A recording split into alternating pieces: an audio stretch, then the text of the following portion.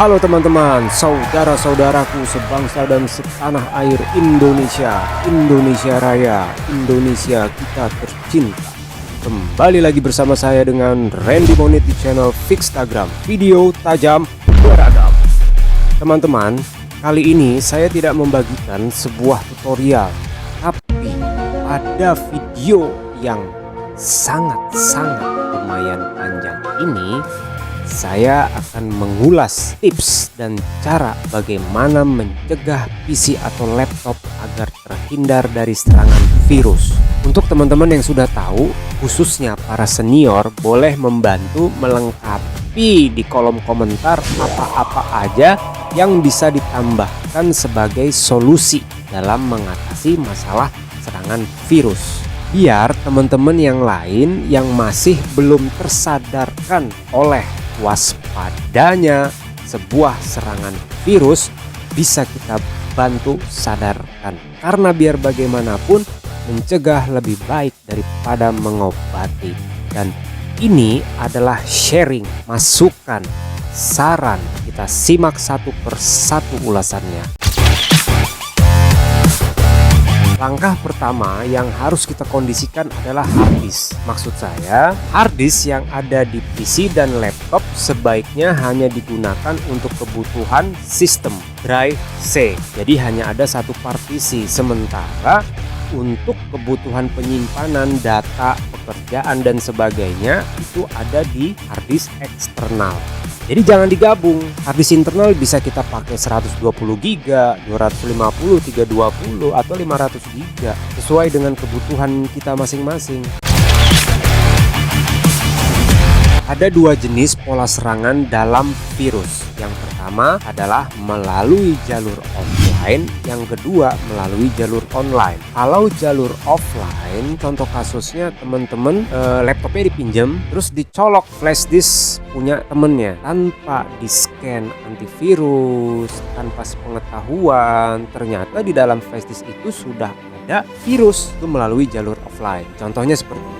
Kalau melalui jalur online, kalian lagi asik online, tiba-tiba diserang dengan notif pop-up.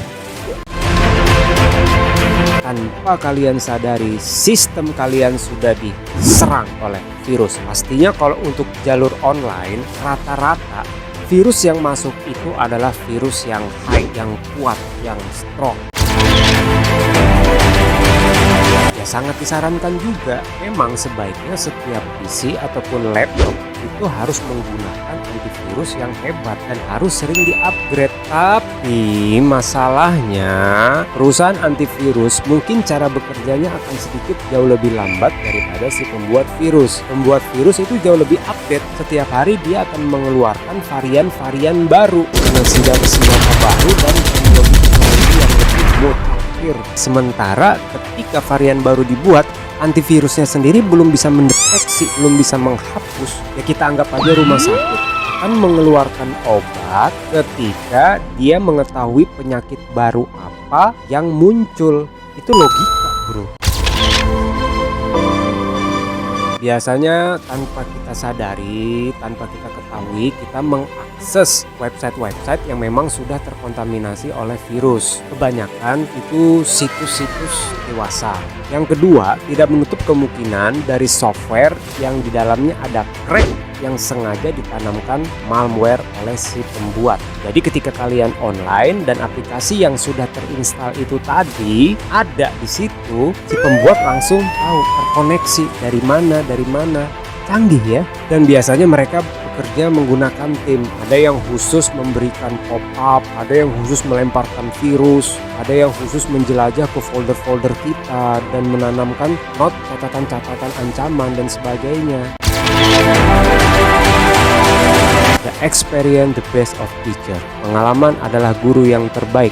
Pada waktu itu saya online, tujuannya untuk mengupgrade OS iPod Touch 2 melalui iTunes. Setelah loading berjalan, saya tinggal karena saya tahu itu proses memang memerlukan waktu yang cukup panjang. Ya, saya makan, saya ngopi, saya santai-santai, dan ketika saya balik lagi sudah nongol banyak sekali yang namanya pop-up dari virus. Padahal pada waktu itu saya sudah pasang antivirus. Saya diamkan karena posisinya pada waktu itu tanggung sudah hampir 80% upgrade OS iPodnya selesai. Jadi ya udah saya biarin aja sampai komplit 100% dan langsung buru-buru saya matikan koneksi internetnya dan bener 1,5 tera 1500 giga data saya itu file ekstensinya semua dirubah, baik itu Microsoft Word, data dokumen Excel, PowerPoint, PDF, video, foto, semuanya itu dirubah ekstensinya menjadi MMPA. Apa enggak frustasi? Itu data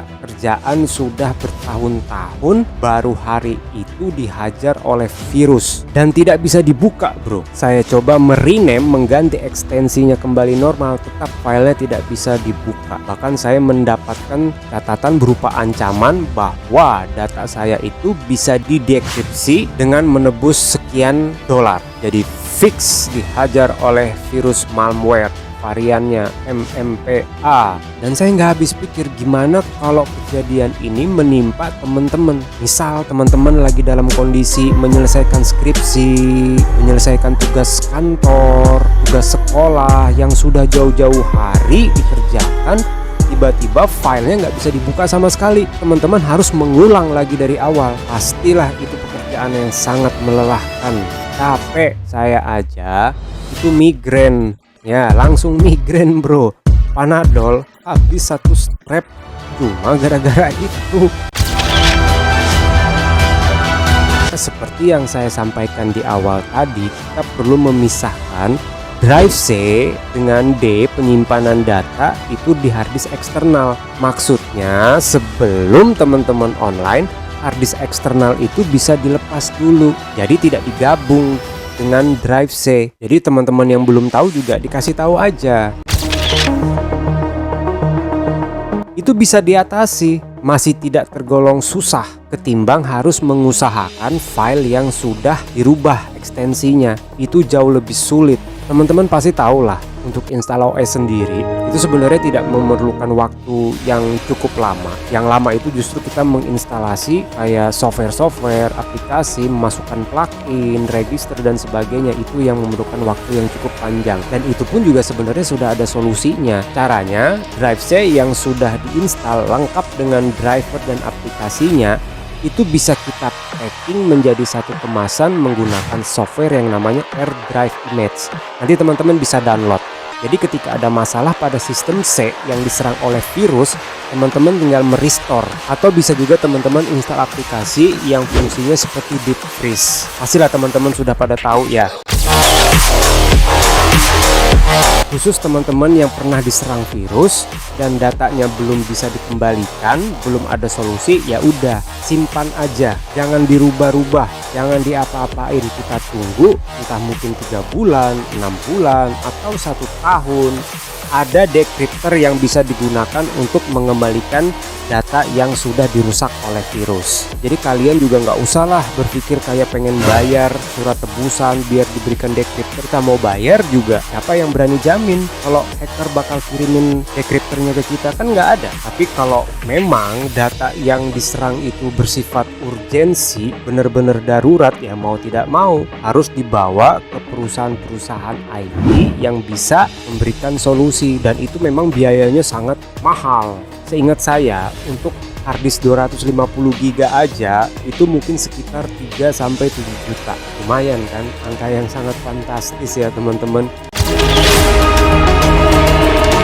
Sekian tips sederhana dari saya. Boleh teman-teman coba, nggak dicoba pun teman-teman sendiri yang rugi. Di sini saya hanya memberikan saran agar bisa mengantisipasi supaya penyesalan tidak datang di kemudian hari. Kita ketemu lagi pada video selanjutnya, masih bersama saya dengan Randy Mondi di channel Fixtagram. Video tajam beragam. Sampai jumpa. Assalamualaikum warahmatullahi wabarakatuh.